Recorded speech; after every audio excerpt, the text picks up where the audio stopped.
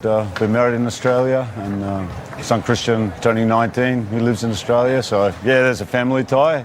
Thomas Muster's rise to becoming the #1 tennis player in the world was not without its share of hardships. Critics doubted whether he truly deserved the top spot, and the whispers grew louder, casting a shadow over his accomplishments. As if that wasn't enough, Muster's personal life also became a storm. His divorce played out in the public eye, adding fuel to the fire, but his troubles didn't end there. Muster's on-field temper often got the best of him. His fiery outbursts made headlines and left a lasting impression. But before we move any further, make sure to subscribe. In 1996, when Muster became the world #1, not everyone was convinced he deserved the top spot. Big names in tennis like Pete Sampras and Andre Agassi openly questioned his ranking. They argued that Muster's success was mainly because of his incredible dominance on clay courts. But when it came to hard or grass courts, they felt he didn't measure up to other top players. This criticism sparked a lot of debate about whether the ranking system was really fair. Was it truly reflecting who was the best across all surfaces, or was it too focused on one type of court? Many felt that a world #1 should be more versatile, excelling on all types of courts, not just one. Sampras and Agassi were two players who performed exceptionally well on hard and grass courts, so they believed their performances were more well-rounded compared to Muster's clay court dominance. However, it's important to point out that Muster wasn't just a one-trick player. While his biggest wins were on clay, he also showed he could compete on other surfaces. In 1997, he reached the semifinals of the Australian Open, which is played on hard courts. That same year, he won the Dubai tournament, also on hard courts, proving that he had more to offer than just clay court success. Despite the criticism, Muster continued to fight hard and proved that his ranking wasn't as one-dimensional as some made it out to be. Muster's personal life became quite the media spectacle, especially in Austria. His divorce from his first wife, Austrian actress Joelle Montagne, in 1997, made headlines across the country. The two had been married since 1989, and when news of their split broke, it sparked a lot of media attention and speculation. Reportedly, it was Muster who initiated the divorce, which only fueled the gossip. Austrian tabloids closely followed every detail of the breakup, making it a hot topic. Despite the end of his first marriage, Muster moved on and found love again. In 2000, he married Caroline Offner, and the couple welcomed a son into the world. For a while, it seemed like things were settling down for Muster in his personal life. However, this relationship also ended in divorce in 2010, marking another chapter in his turbulent personal life. Both his marriages, especially the first, kept Muster in the public eye for reasons that went far beyond his tennis achievements, adding another layer of controversy to his already eventful career. Muster had a reputation for being incredibly intense on the court. His fierce focus and determination were obvious every time he played, and he rarely let his emotions stay hidden. He was all business during matches, and that serious attitude sometimes rubbed people the wrong way. Some saw him as unsportsmanlike, especially when his fiery temper flared up. There were moments when his intensity made him seem intimidating, not just to the fans, but to his opponents as well. While some admired his drive, others felt that his behavior crossed a line, turning what was meant to be healthy competition into something more aggressive. Muster wasn't the type to smile or engage in lighthearted moments during a match. He was there to win, and his laser-like focus often came off as cold. But that intensity is also what made him such a fierce competitor. Despite these controversies, one cannot deny he is the best tennis has ever had. Muster's journey to tennis stardom began in the mid-1980s, when he first started making waves in the junior circuit. In 1985, he made a name for himself by reaching the finals of both the French Open Junior Tournament and the Orange Bowl Juniors Tournament, two of the most prestigious events for young players. But even before that, in 1984, Muster was already showing promise as a junior, playing his first top-level matches at just 16 years old. That same year, he represented Austria in the Davis Cup and even played at the 1984 Summer Olympics in Los Angeles. He also competed in two important Austrian tournaments, one on the clay courts in Kitzbühel and another indoor event in Vienna. By 1985, Muster decided to take his tennis career to the next level, turning professional and playing regularly in challenger tournaments, which are just a step below the main ATP Tour. He found success quickly, winning a tournament in Belo Horizonte, Brazil. He also continued to compete in top-level tournaments, and in 1986, he celebrated his first major victory by winning the Dutch Open in Hilversum. Muster's momentum really picked up in 1988, a breakthrough year for him. He reached the finals of 6 top-level tournaments and managed to win 4 of them, in Boston, Boston, Bordeaux, Prague, and Bari. By the end of the year, he had earned a spot as the 16th ranked player in the world. Early in 1989, Muster made history by becoming the first Austrian to reach the semifinals of the Australian Open, where he lost in 4 tough sets to world number 1 Ivan Lendl. This achievement launched him into the world's top 10, making him the first Austrian to reach that milestone. But just as everything seemed to be falling into place, disaster struck. On the night of March 31st of 1989, after defeating Yannick Noah in a grueling 5-set match in the semifinals of the Lipton International Players Championships in Florida, Muster's dreams were shattered. In the early hours of April 1st, just hours after his big win, he was hit by a drunk driver. The accident severed ligaments in his left knee, forcing him to pull out of the final against Lendl and fly back to Vienna for surgery. Muster's injury could have ended his career, but he refused to give up. With the help of a specially designed chair that allowed him to practice hitting balls while sitting, he began his recovery. Remarkably, by September 1989, just months after his devastating injury, Muster was back on the court, determined to reclaim his place in the tennis world. As his career moved on, he proved his worth. Muster's comeback in 1990 saw him winning 3 clay court titles, including the prestigious Italian Open, where he beat Andres Gomez in the semis and Andrei Chesnokov in the final. He also made the semifinals of the French Open that year, but lost to eventual champion Gomez. In Davis Cup play, Muster helped Austria reach the semis with big wins over Michael Chang and Andre Agassi, though the U.S. eventually knocked them out. His efforts earned him the ATP's Comeback Player of the Year and Austria's Sportsman of the Year award. In the years that followed, Muster continued to dominate clay courts. He won major titles like the 1992 Monte Carlo and a handful of others in both 91 and 92. His clay dominance was clear, but Jim Courier blocked his path at the French Open in both 92 and 93. Muster's breakthrough year came in 1995 when he had an extraordinary run, winning 12 tournaments, 11 on clay, and stringing together 40 straight clay court victories. He also claimed his first Grand Slam title at the 1995 French Open, defeating Michael Chang in the final. That year, he was in the conversation for world number 1 thanks to a win over Pete Sampras at the Eurocard Open. Muster finally reached the top of the rankings in early 1996, though his dominance on clay led some players, like Sampras and Agassi, to question his legitimacy as the world's best. Regardless, Muster kept piling up wins, including his 3rd Monte Carlo and Italian Open titles that year. In 1997, Muster had one of his best runs on hard court, reaching the semis of the Australian Open and winning the Miami Masters. Despite these successes, he faced setbacks, particularly at the French Open, where Gustavo Kuerten beat him in a tough 5-setter. Muster's results began to fade after 1998, and by 1999, after struggling with form, he quietly retired from the ATP Tour, following a first-round exit at the French Open. He briefly returned to tennis in 2010, playing in several challenger tournaments before officially stepping away from the game after losing to Dominic Thiem in the Vienna tournament in 2011 at the age of 44. Well, that is all from our side today. Don't forget to subscribe to Tennis Court Icons for more such videos.